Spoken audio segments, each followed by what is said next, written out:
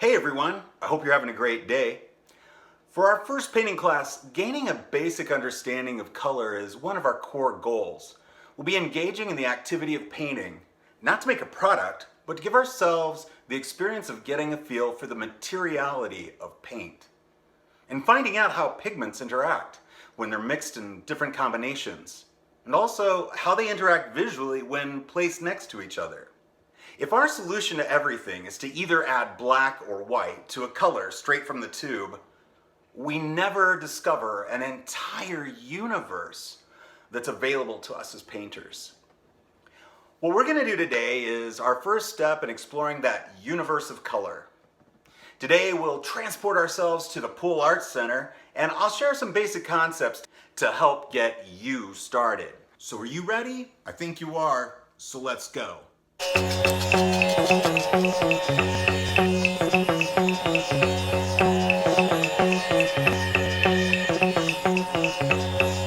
Well, I look at it myself as the beginning, really, of an exploration. That's the reason we're exploring. You don't know what you'll run into on an exploration. What the sky looks like, what the stars look like. Do they still twinkle, or are they a steady light when you get outside the atmosphere?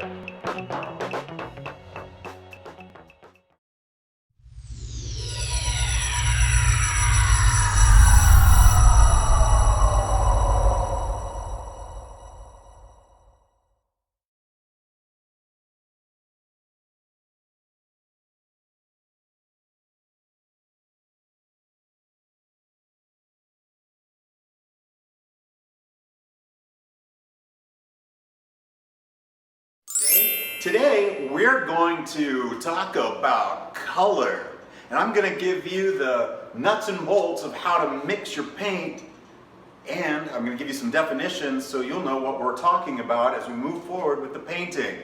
Let's get started. You ready to play? I know I am. Let's go. So today I'm here at the Pool Arts Center.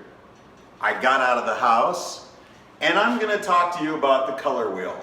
So to get us started, this is going to correspond roughly to your 18 by 24 drawing pad. So what I'm doing up here, I'd like for you to do on your drawing pad. So a lot of you have already done something with the color wheel before. A lot of you did it in high school. A lot of you did it in middle school. And some of you even got it in elementary school. I think even if you've had this before, it's going to be a little bit different. It'll also be a refresher in the parts that aren't different, and I think you'll find it beneficial. It's also a way for us to explore the paint before we start heading to the canvas. So it does many things for us, and it's important to do this.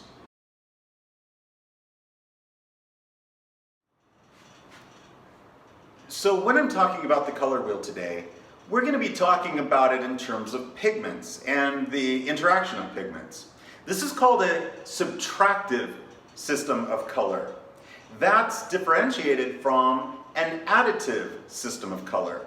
An additive system of color is light being mixed. When you put wavelengths together, it's additive. With a subtractive color system, which is the one we're talking about today, it's a subtractive color system. Why is that? Why is it called subtractive? And it confused me for a really long time. I don't get why it's called subtractive when I'm adding more paint into other paint.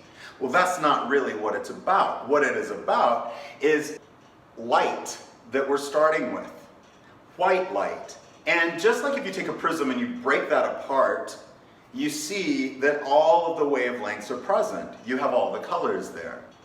With a subtractive situation, you have white light that is coming in and hitting this image of the robot, for instance.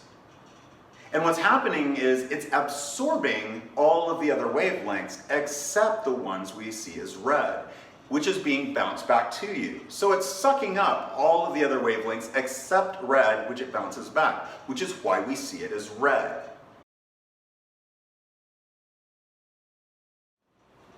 So I'm going to start off with this. I'd like for you on your paper to draw 3 circles in a triangular shape. Circles in a triangular shape, I mean formation. Here we go. like this. And then I'm going to connect them with a line.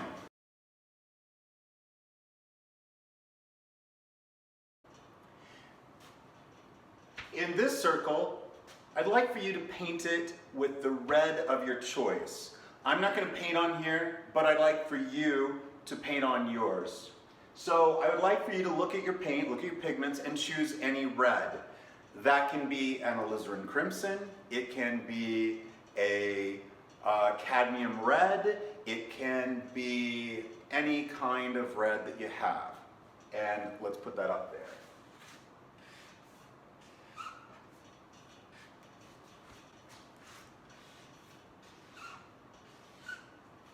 In this circle, I'd like for you to put blue. Now, whatever blue you have works as well. Phthalo blue would be great. That's also called phthalocyanine. So when I say phthalo, and on your paint tube it says phthalocyanine, it's the same thing, phthalocyanine blue. But it can also be a cobalt blue, or it can be any blue that you have. In terms of the pigment, it's cool, but just choose one. And then finally over here, we're going to put yellow. So again, red, blue, and yellow. These three are our primary colors. Now, I'm going to give you definitions. Most people, if you ask them, can you tell me, can you define to me what is a primary color? And most people who do know will say, well, it's red, blue, and yellow. And they'd be correct in terms of listing them, but it's not a definition for a primary. The definition of a primary is color that cannot be found through mixing and from which an entire spectrum of color can be created. So we have our primaries. The next thing we're going to do is we're going to put some squares in between those.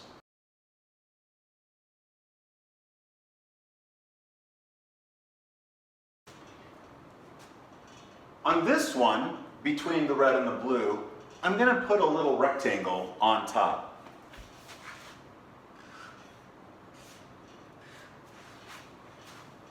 Like so.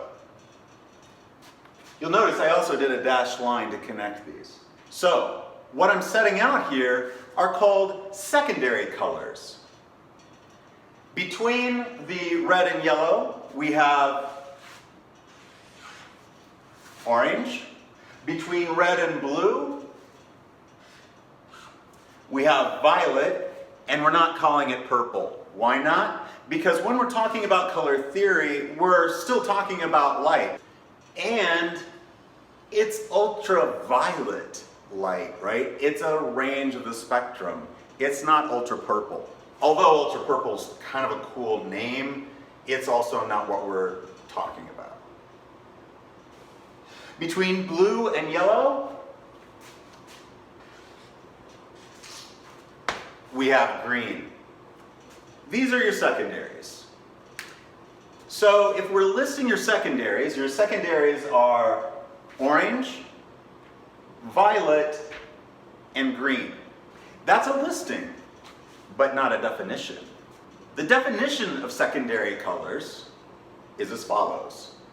Secondary colors are equal visual amounts of two primary colors. Equal visual amounts of two primary colors. Now, you might be wondering, why are you making such a point about saying equal visual amounts? Well, here's why. So you have a vehicle, which in our case is acrylic polymer. If it's oil paint, it's obviously an oil. And then the stuff that gives it color that's suspended in that base, right, in that vehicle, is pigment. So the thing is that you can't know how much pigment is actually in that vehicle. You don't know how much is suspended.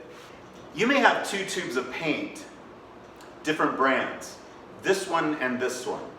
And just looking at them, you can't tell them apart. They both seem to have the same, let's say they're red paint. They both seem to have enough red paint. There's the same amount in each of these, and they seem equally red just looking at them. But you don't know how much pigment is actually in that vehicle. This is the reason that I tend to move people away from paints like student grade paints. There are certain paints that I just try to move you away from, those and hobby level paints. The reason being is that those have a lot of vehicle and just enough pigment, which is the expensive stuff, to make it look opaque. What happens is if you start using mediums like we're going to do, it doesn't take long for those to become transparent. They're no longer opaque with the addition of anything else because they're already at that breaking point, because the company is making more profit by using less of the expensive stuff, the pigment, and more of the inexpensive stuff, which is the acrylic polymer. This other paint, it's a smaller tube and it's more expensive. Why wouldn't I get the bigger tube of paint? Well, that tube of paint that's larger maybe has less pigment in it than this smaller tube. So this one has a higher ratio of pigment to vehicle, and it goes further. We can add more mediums to it. It can go further because there's more pigment in it. Whereas this bigger tube, well, it looks like you're getting a much better deal, you're actually getting less of the expensive stuff. So that's why it's important to understand that I am saying equal visual amounts and not equal amounts, because you would assume that I'm talking about equal physical amounts.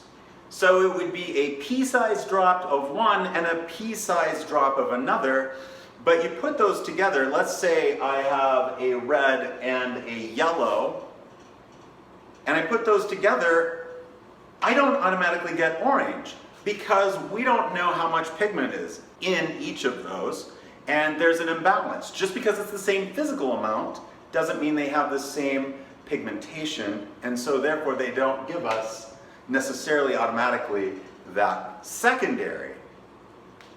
The other thing is that some pigments, let's say I have both tubes of the more expensive but higher quality paint with more pigment. Not all pigments have the same strength. They're not all equal. So even if you have the same amount of pigment, one pigment is necessarily by its nature stronger and more potent than another in certain instances. So even if you have the same brand paint, the same quality paint, those pigments may not have the same strength.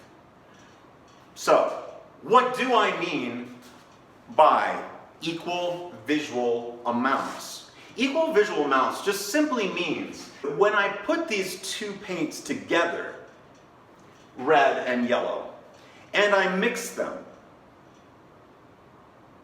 my secondary is found when it is visually no closer to red than it is to yellow.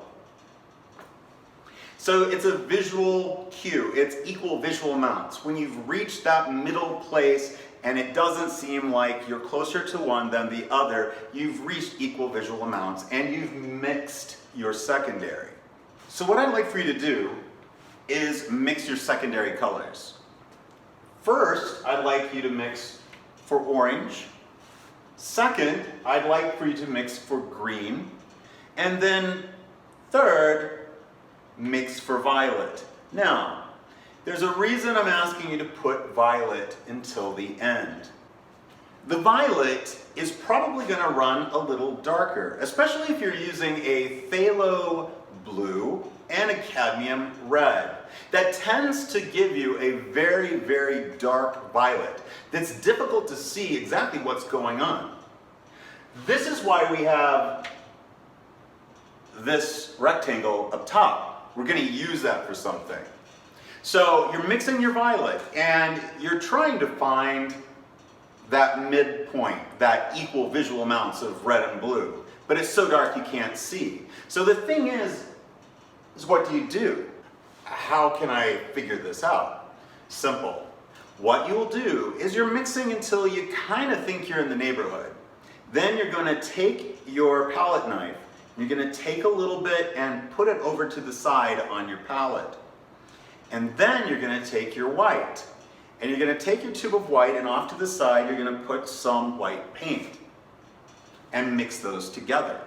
What that's going to let you do is see what's going on. You will see that it's leaning a little blue or leaning a little red. And very often it tends to run a little bit blue, but it could go either way. And at least you can see that. So based on what you see here, let's say that it is leaning a little blue. Then you're going to go back to your original amount and you're going to add a little bit more red. Put it in, see if it gets you closer, and then do the same thing. Take a little bit out, put it over here, take your white, put some more in, mix it, and see what's going on. You do that until when you do the addition of white, you know that you've got the violet. So you take this original and you put it in that violet box. But then you're going to take the one that you added the white to, and you're going to put it across here. Now we're going to go to one of your definitions. Because that addition of white to a color is called tinting. T-I-N-T. So tint is the addition of white to a color. And that's something we're going to do a lot this semester.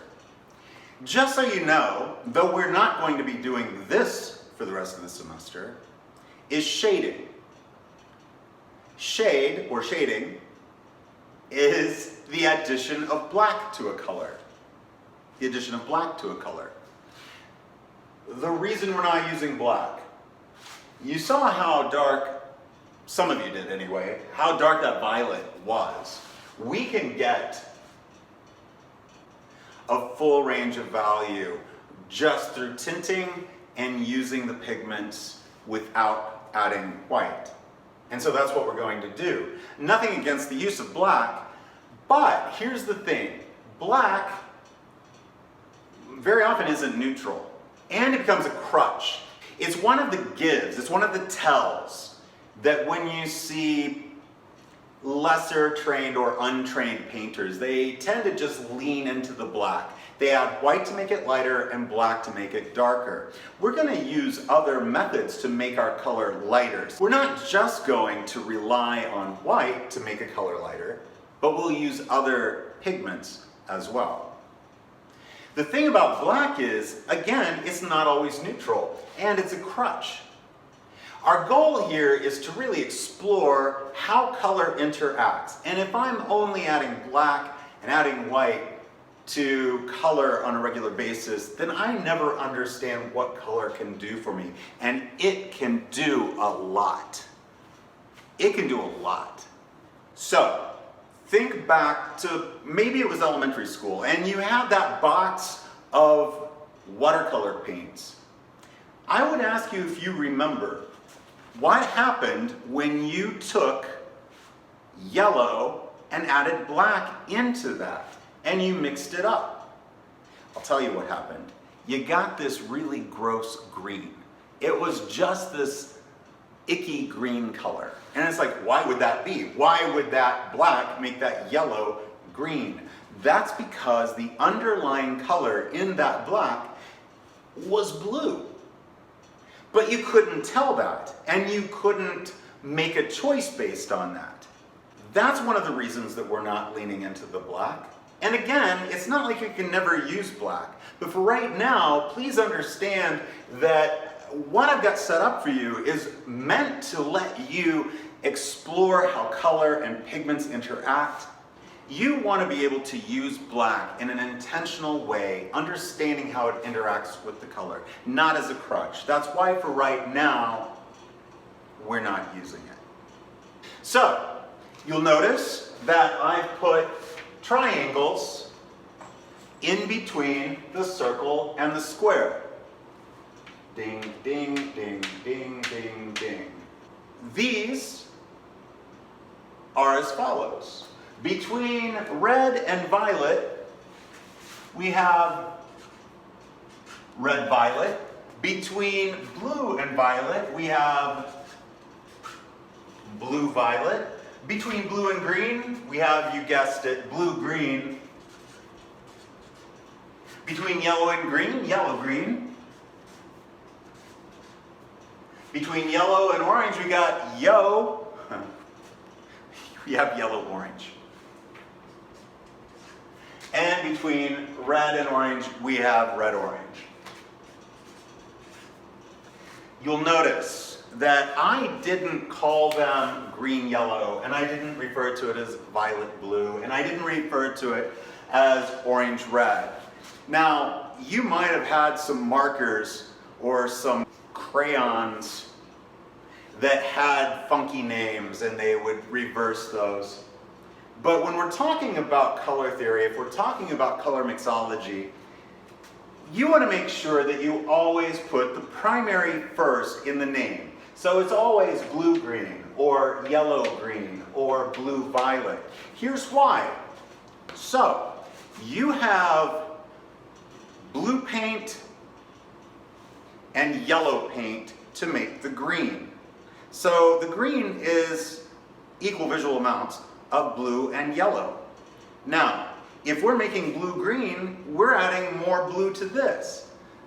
And so we're here, where we have this much blue pigment and this much yellow pigment, accordingly. It, of course, should be called blue-green, because this is the dominant color. It is the dominant pigment. So, our tertiary colors are red-violet, blue-violet, blue-green, yellow-orange, and red-orange. But that's not a definition. The definition of tertiary colors is as follows. Get ready to write this down. Tertiary colors are defined as equal visual amounts of a primary and an adjacent, nearby, secondary. So, I'm going to give you a couple of other definitions. Here's one. Analogous color. Analogous color are colors that are next to each other on the color wheel. And in this instance, it's by a series of 3. It's no more than that. This violet to blue, that's the far extent of how far you can go and still call these analogous. So analogous colors are colors that are next to each other on the color wheel by a series of 3. Analogous colors share pigment. So with the blue-violet, it has blue in all 3 of those, right?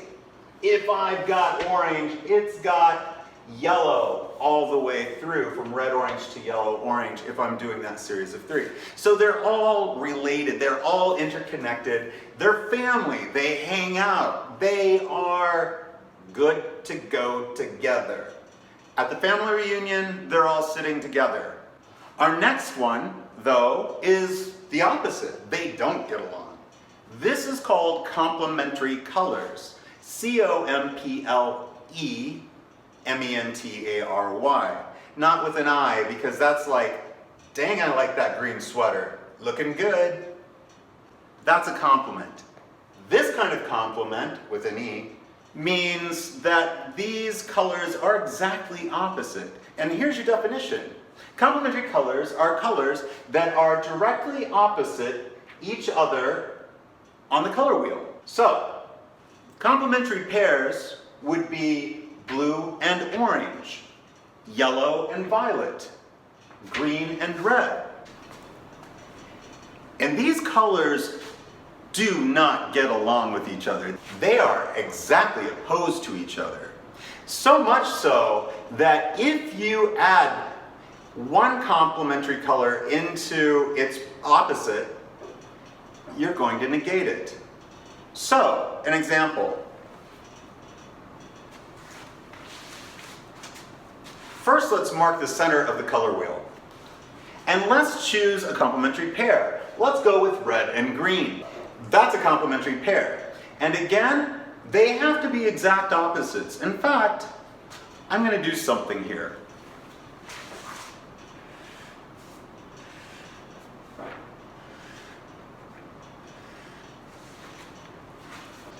On the color wheel handout that I sent you, you'll notice that the red and the green are divided into thirds. Now, that can go for any of these right here. It's important to understand that the complementary pair, to be truly complementary, have to be perfectly opposite. I'll get to that in a minute. Let's go back to the fact that, let's say we have a perfect complement, a perfect opposition. If I have this red and I have its perfect opposite of green, and I add a little bit of green into that, it pulls me straight down towards the green, right? It moves me from here to here. I don't move around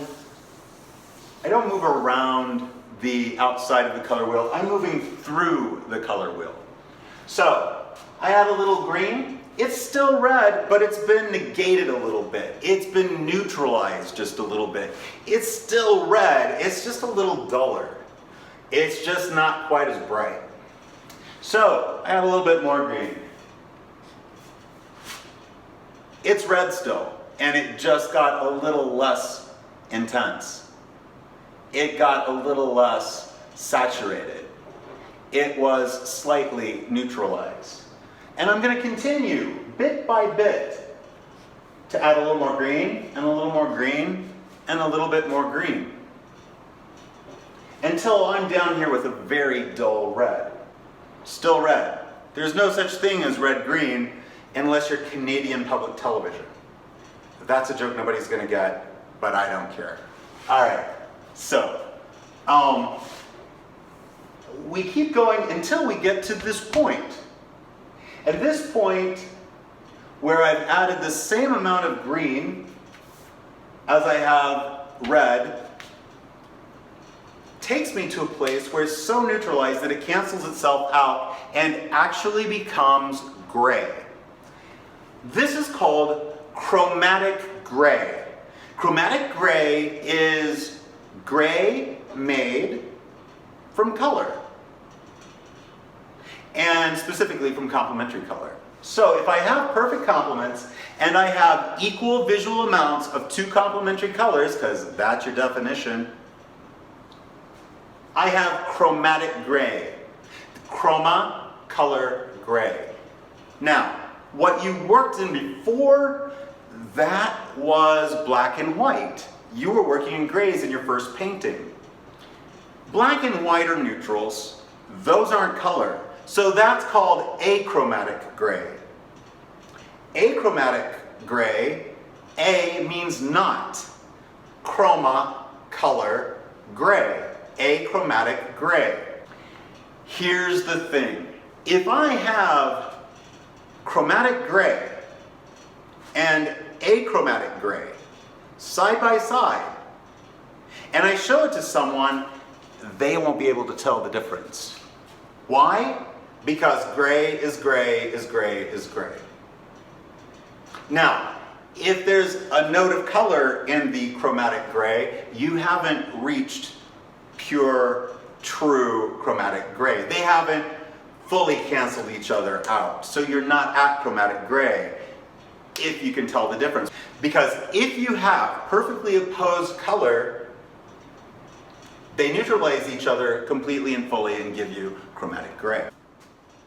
So before I go any further with that, you'll notice that I was talking about this red being negated by this green, and that it became duller. Whereas out here, this red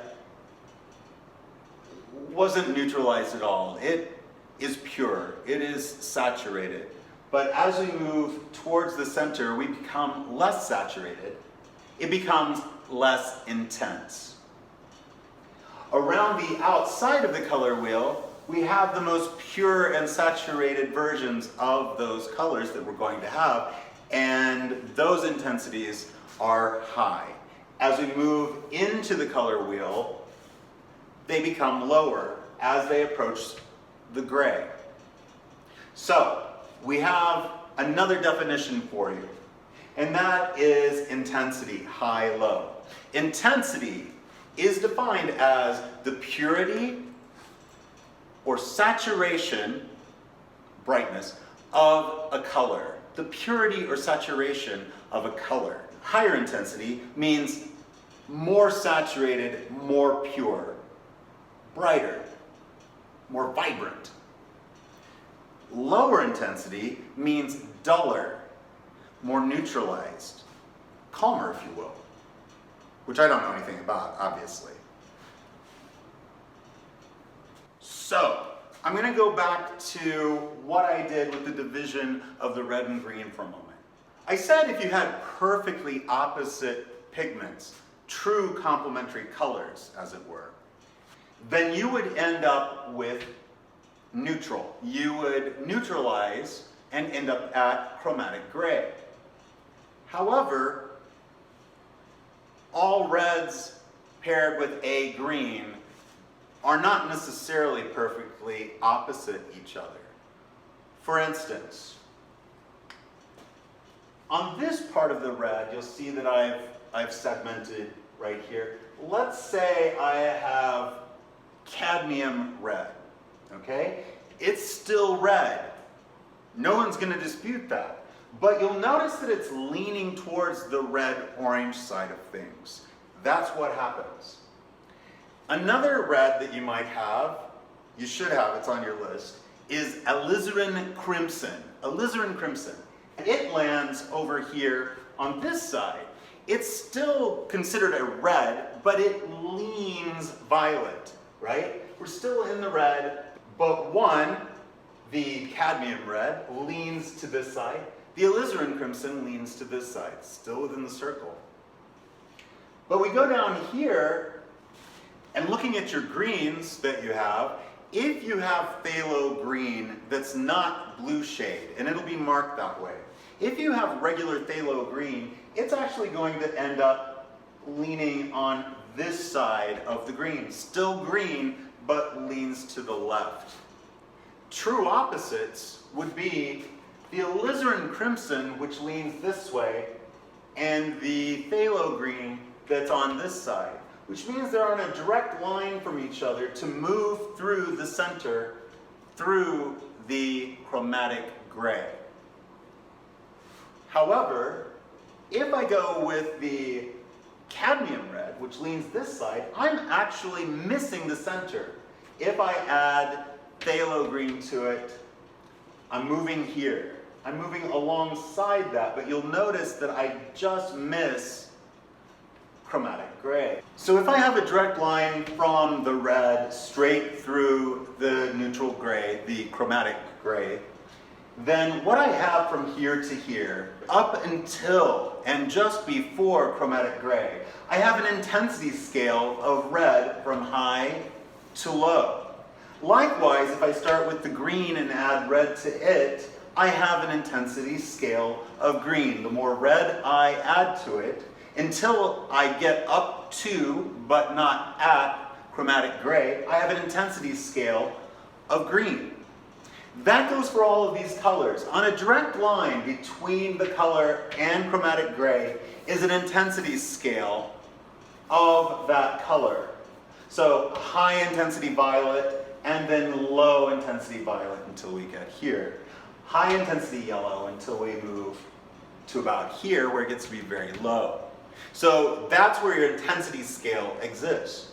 But going back to this one that just misses, it's going here. We end up on this circle that's a bit larger. You'll notice on your handout that I've got that circle around the chromatic gray.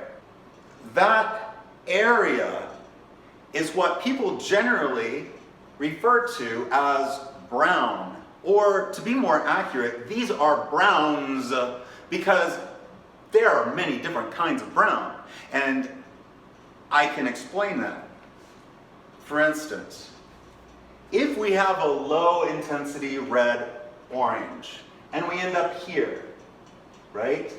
Between here and here, and I'm here, just outside of that. You get a brown that is a delicious milk chocolate brown. Yummy.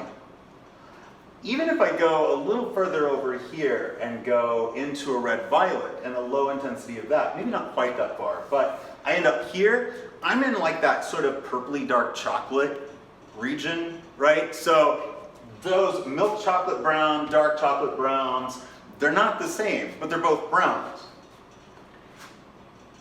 If I get over here with the yellow green and I'm bringing that in to this area, you're at a pretty gross green. I hate to say it, you're in some really gross, that's a bad baby diaper full of brown.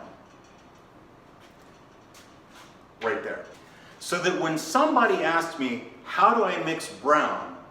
My question is, which brown are we talking about? Because there's a huge variety of browns, and you just need to know, as someone mixing, that browns exist within that circle, excluding the neutral and achromatic gray. So one thing I wanted to talk about really quickly before I move on is value.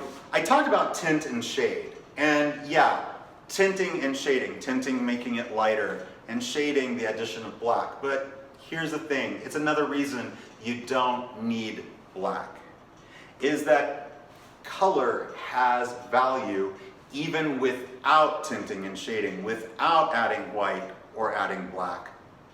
How do I know? Look at what you've mixed here.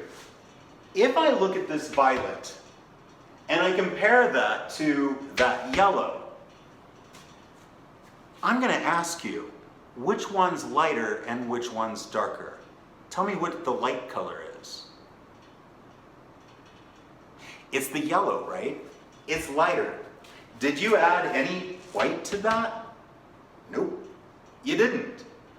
And yet, it's lighter. That's what I mean, the color has value. It has inherent lightness or darkness. You'll notice that I just put 2 marks on your color wheel. These marks are dividing the color wheel in half. On this half, yellow, yellow, orange, orange, red, and red, violet, those are considered to be warm colors. On the other side, we have our cool colors. And that includes violet, blue, blue-green, green, and yellow-green. So on one half, it's warm, and the other half is cool. Psychological associations of warmth or coolness with color. That's the definition of color temperature. These associations with temperature, with color, those come from experience. Experience tells us that if I were to take a piece of iron and I started to hand it to you, and it's yellow-orange, glowing, would you grab it? I hope not. Because experience tells us that if we see that, it's probably hot. We don't have to think about associating the orange or the yellow-orange with the temperature. It's just something we do. It's ingrained in our experience. And that's one of those translational methodologies that I've talked about, where our experience causes us to understand or react in a particular way. On this side, we have the cool temperatures. On this side, the warm. But you need to know, they're not all the same temperature. All the warms are not the same temperature. All the cools are not the same temperature. It works like a thermostat. You have your high setting. Let's go to the heat. Your highest setting on your thermostat for your warm colors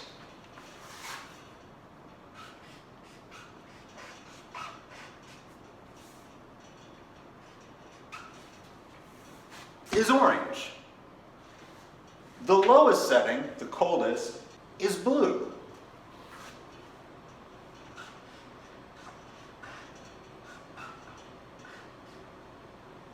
Let's think about it this way. With warm colors, it's like having the furnace on. And the highest setting is orange. That's as hot as it'll go. That's having the furnace on blast. If we turn it down to where it's not quite so warm, yellow, orange, into yellow, still warm, we've turned it down. The furnace is still on. But by the time I get to yellow, or if I'm on this side, moving from red-orange to red-violet towards the breaking point, I'm turning that temperature down that way as well. As I approach these breaking points, I'm getting not as hot. Still, the furnace is on. But the furnace is on high, the furnace is being turned down. The furnace goes back up to high, the furnace gets turned down. Still on, but probably at its lowest setting. On the cool side, you want to think about it as having the air conditioning on. So, if I've got that air conditioning thermostat set to blast, I've got it as cold as it will go, I'm getting blue. Think about that. Blue is the coldest setting on the air conditioning. But maybe I don't want it that cold. I'm having to wear a sweater to the office. It's a little chilly, even if it's July. So, I'm going to turn down the air conditioner. It's not cranking as hard. So, as I turn down that air conditioning, it's not as cold. And I move from blue-green to green to yellow-green. Or on this side, from blue to blue-violet to violet. Look, by the time we get to yellow, green, or violet, it's warmed up a bit. But it's still cool, and the air conditioner is still on. So, air conditioning on this side, cool. Furnace on this side, with the high setting being orange for the furnace and blue for the air conditioner. So what's important about color temperature? Color temperature is going to allow us to not just say whether a shape is lighter or darker, but warmer or cooler. What does that even mean? We're going to use warming and cooling as a way to talk about luminosity, about a quality of light. Not just if something is lighter or darker, but if it's lit or not lit. And so we're going to talk a lot about taking a color, let's say yellow-orange. And if it's a lit shape, I'll explain more about that later. But just for the moment, let's say I say, warm that yellow-orange. What I'm saying, or what I'm asking, is that you move the yellow-orange closer to orange. Increase the temperature. Turn the thermostat up. But let's say that I'm at the yellow-orange and I'm saying, hey, let's cool that down. I'm talking about moving it this direction. Turning that thermostat cooler. So, warming it, moving it towards the orange. Cooling it, moving it more towards the yellow-green. I can do that with any color. So if I'm at violet and I'm talking about warming the violet, it means that I'm moving in the direction of this temperature. I'm moving it around. I'm turning that thermostat. I'm moving around towards warmer. And if what we want to do is cool the violet, then what we're going to do is we're going to turn that thermostat down, make it cooler, meaning we're going to move it towards that more air conditioned, right? More towards blue. So we're going here. So it can be any. Green, if I'm warming, goes this way. Green, if I'm cooling, moves this way. And I'll talk to you more about the warming and cooling a little later on, deeper into your first color painting. So, color. So one of the most important concepts that you're going to have to understand as a painter is that our perception of color isn't constant. It's not the same. It changes. And you say, how can this be? Well, the reason is simultaneous contrast. Simultaneous contrast, you'll notice that that is a term that we've got on our sheet. Simultaneous contrast is defined as this. Your perception of a color is affected by its surroundings, by its context. Our perception of color is affected by its surroundings, by its context. So I'll explain simultaneous contrast this way. So I'm going to grab this bucket of red paint.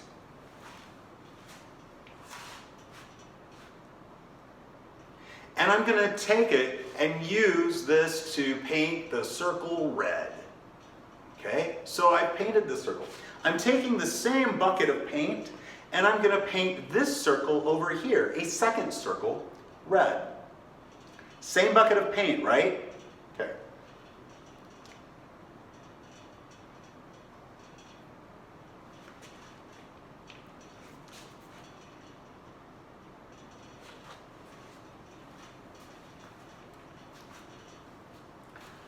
Now I have a different bucket of paint. This one is full of orange paint. And I'm going to take this orange paint and I'm going to paint all around the outside of this red circle with the orange paint.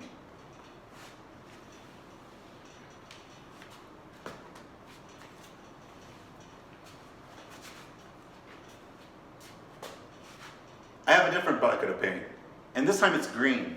I'm going to take it and I'm going to paint around this red circle.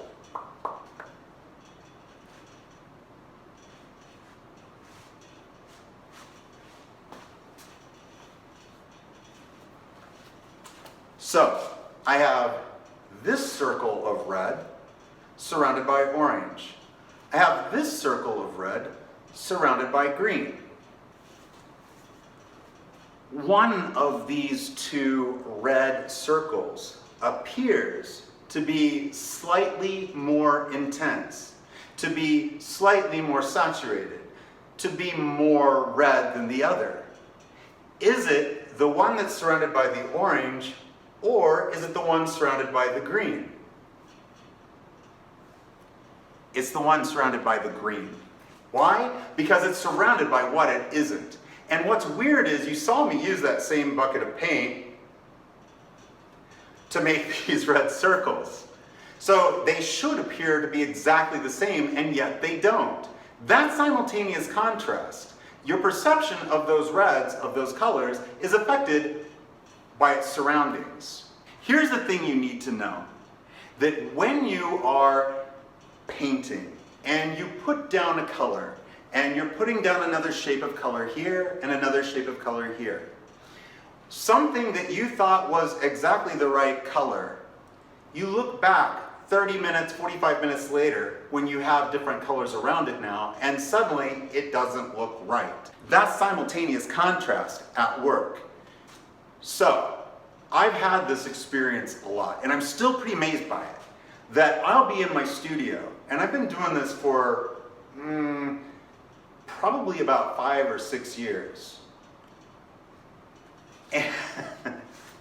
And I will be mixing on my palette over here. And I'm mixing the color that I think I need, and it's like, yeah, this is exactly what I'm looking for, and I will take my brush full of paint, I'll go up to the canvas and put it down, and whoa, I did something really wrong here. That is so not the right color. So I go back here, maybe I grabbed the wrong paint off the palette, it happens. So I make sure that I've got the right paint. I go back up, it's like, tires screeching. So I go back and I get the paint again to make sure I got the right one this time. And I'll go again and it's still not right. And I look over here and that color looks one way on my palette, and the same color up here looks like a totally different color. So this is the thing you really need to know, is that you're not going to be able to find the perfect unchangeable color as you're going along. That situation those relationships are in constant flux. And when you put another color up, it changes the way we see the ones that were on there before. Again, so something that looked perfect or correct changes when you put other colors into the mix, and suddenly it doesn't look right. Or vice versa, something that you were sure was off suddenly finds its right relationship because of the other colors coming into it. So you have to accept that. You have to understand simultaneous contrast as part of the game. And this is the part where I'm going to scar you just a little bit, but it is such an important concept that this is what you need to remember. That the use of color is this. Trial and error, trial, trial and error. Trial and error, trial, trial and error. You don't know what you got till you put it on the spot. Trial and error, trial, trial and error. Woo! Okay, yeah, so that. So, trial and error, you don't know what you got till you put it on the spot. And that's gonna change. Accept it, and your life is gonna be easier. It's what it means to be a painter. It's always in flux, and it's always changing. You're not making, you're finding. So I want to take a moment and make sure that you have made chromatic gray and that you have all of this part of your color wheel filled in. What I'd like for you to do too is make sure that you write the name of the pigment that you were using to mix with. For instance, which red did you use? Was it alizarin crimson or was it cadmium red? Which blue did you use? Was it cobalt blue? Was it Windsor blue? Was it phthalo blue? Make sure you write it down so that you know how those two interact to make the kind of violet that only they make. Also do that with your yellow. Make sure that you put which yellow that you use. What was the name of the pigment? So you want to make sure that you have all of that information down for reference. And so this brings us to our last term. And you'll notice that that is called atmospheric or aerial perspective. And atmospheric perspective is a multi-pronged concept with the way we're using it. This also, like color temperature, draws on experience, draws on our understanding of the world. It provides us a way of translating. In this case, it's space. Atmospheric or aerial perspective says that as distance increases, intensity, clarity, amount of information, and contrast decreases. So here's the example that I use to explain atmospheric or aerial perspective. Let's say that it's July, late July, and it's a Missouri summer. Super, super humid, really hazy. And you're standing outside at the edge of a field. I'm standing outside at the edge of this field, and there are two trees, both oak trees, and they're about the same age. One is right here, very close to me. The other is way in the back of that field, way back there. So let's compare. We have the two oak trees, one near, one very far. We have the humidity. The air is literally thick with humidity. With this oak tree, I can see the texture of the bark. I can see the individual leaves. I can see the difference of color between the bright green of the leaves and the gray-brown, low intensity, of the bark, right? I can see the contrast between the lit, sunlit part, between the sunlit part, and the shadow part. It's very clear and distinct. I see that difference. Now I look at the one that's way back there in the distance. And you know what? I know that that foliage is supposed to be green, because this is on the near one. And there's the trunk, but you know what? I almost can't see where the leaves start and the trunk of the tree stops. And I look again, and you know what? I can kind of see where the light's hitting, but I can't see clearly the shape of the light in the dark, and it's just barely discernible, to be quite honest. Also, I can't even see individual leaves. That foliage is just one big chunk. So, the reason that happens is because there's air between me and that tree that's more significant than the amount of air between me and this tree of atmosphere.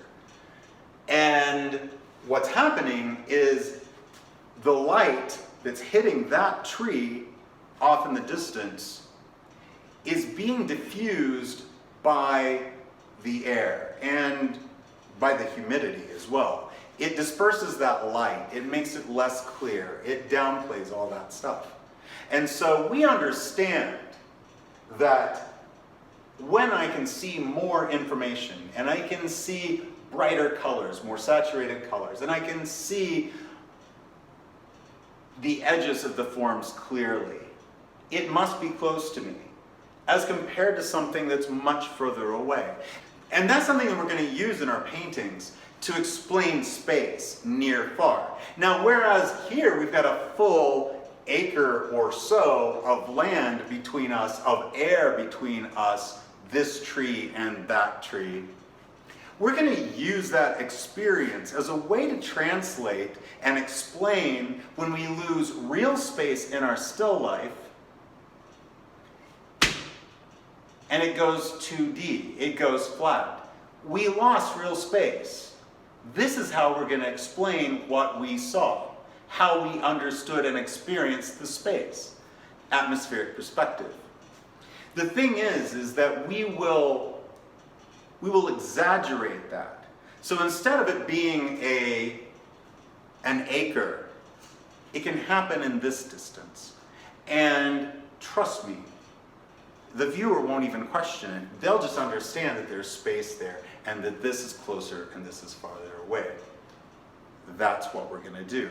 So it'll be important for us to manipulate intensities to make sure that we give less information further away, more information up close, higher intensity color up close, lower intensity and more dull color further away. We'll get into that once we jump in, but I did want to introduce you to that concept. And that wraps up our introduction to color. Be sure to have a copy of this with all of your definitions written on here, and have the color wheel portion filled out like I did on my paper, written out with words. For your 18 by 24 drawing paper color wheel, you want to divide up into 7 boxes where you make an intensity scale of one color from high to low with steps in each box very clearly. You'll do the same thing with the 7 boxes again, and you'll do a tint scale of one color from no tint to extremely tinted. And just as a reminder, you want to make sure that that entire color wheel up top has been mixed and painted in from primaries, secondaries, and tertiaries. And don't forget to make sure that you chase down that chromatic gray. Keep after it. It's hard to find, but you'll get it.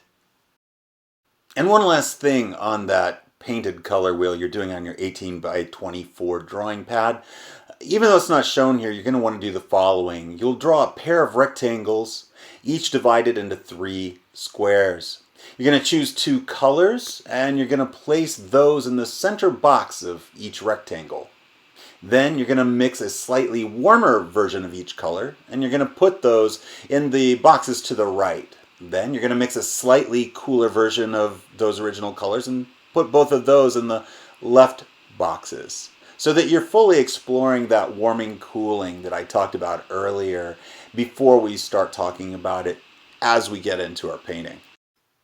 And these two color wheels, both the printout of my definitions with the printed color wheel and your painted 18 by 24 color wheel and intensity, tint scale, plus warming and cooling, those aren't just valuable because they give you an introduction to getting a feel for both the ideas and the experience of the paint and color, but because these are going to be your roadmaps.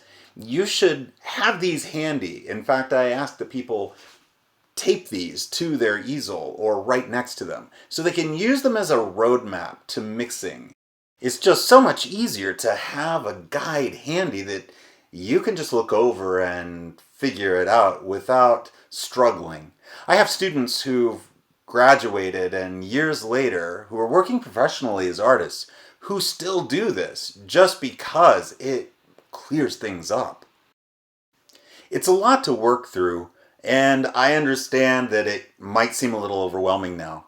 And I'll just tell you, it takes years of experience to really get a feel for how this all works and to get it to do what you want. But once you do, that universe of color, well, it's yours. Let's go explore. I'll be talking to you later. Take care.